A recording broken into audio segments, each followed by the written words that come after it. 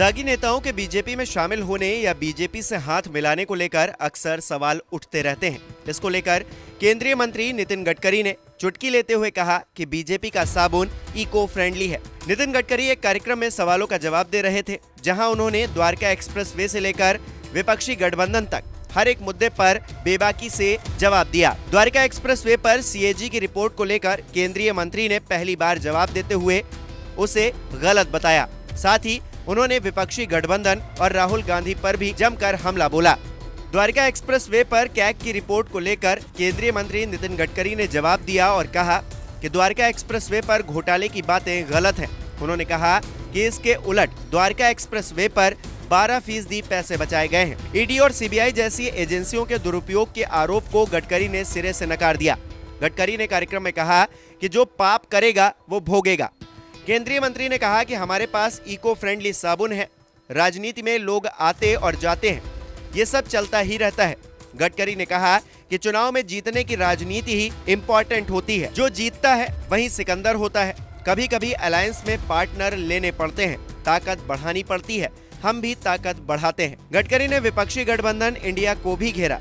India नाम से गठबंधन बनाने पर गडकरी ने कहा कि विपक्षी गठबंधन अस्तित्व की लड़ाई लड़ रहा है। बीजेपी और एनडीए बहुत मजबूत है और वो अकेले इसका सामना नहीं कर सकते हैं। इस मानसिकता में विपक्षी दुर्बल लोग एक जगह इकट्ठा आए हैं, मरता क्या न करता। गडकरी ने तंज कसते हुए कहा कि विपक्ष की पिछली दुकान का दिवाला पिट गया था, अब उस पर नया बोर्ड लगाया गया है। गडकरी ने कहा कि लगातार विपक्ष में रहने पर कलेजा लगता है, ये लोग थक गए हैं। विपक्षी गठबंधन पर हमला बोलते हुए गडकरी ने आगे कहा कि जिनके विचारों में तालमेल नहीं, जो एक दूसरे का चेहरा नहीं देखते थे, जो एक दूसरे के साथ बैठकर चाय नहीं पीते थे, वो हमारी शक्ति के कारण ये मरता क्या न करता वाले एक साथ हो रहे हैं। केंद्रीय मंत्री नितिन गडकरी ने दावा किया कि 2024 लोकसभा चुनाव में बीजेपी की सीटें और बढ़ेंगी।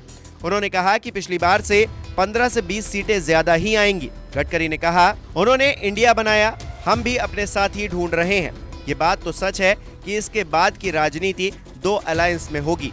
केंद्रीय मंत्री नितिन गडकरी ने राहुल गांधी पर भी खूब हमला बोला।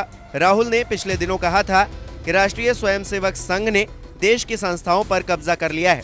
इस पर गडकरी ने कहा कि ना कोई आरएसएस का आदमी है, ना कोई मार्गदर्शन है, ना कोई जबरदस्ती है, ना चर्चा है। ये 100% गलत बात है।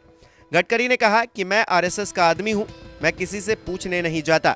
राहुल पर वार करते हुए गडकरी ने कहा, ये कोई मैच्योरिटी का लक्षण नहीं है। मैं ये समझता हूँ कि विपक्ष को विरोध में बातें करनी पड़ती हैं। मैं इतनी सलाह दूंगा कि बातें भी ऐसी वैलिड करो कि लोग भी समझ सकें कि उसमें दम है। गडकरी ने राहुल गांधी को हंसी का पात्र भी बताया।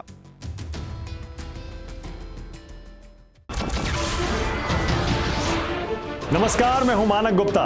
अगर आपको हमारा ये वीडियो पसंद आया हो तो इसे लाइक और शेयर जरूर करें, और हाँ, हमें सब्सक्राइब और फॉलो करना ना भूलें, ताकि आप देश और दुनिया की कोई खबर मिस ना करें।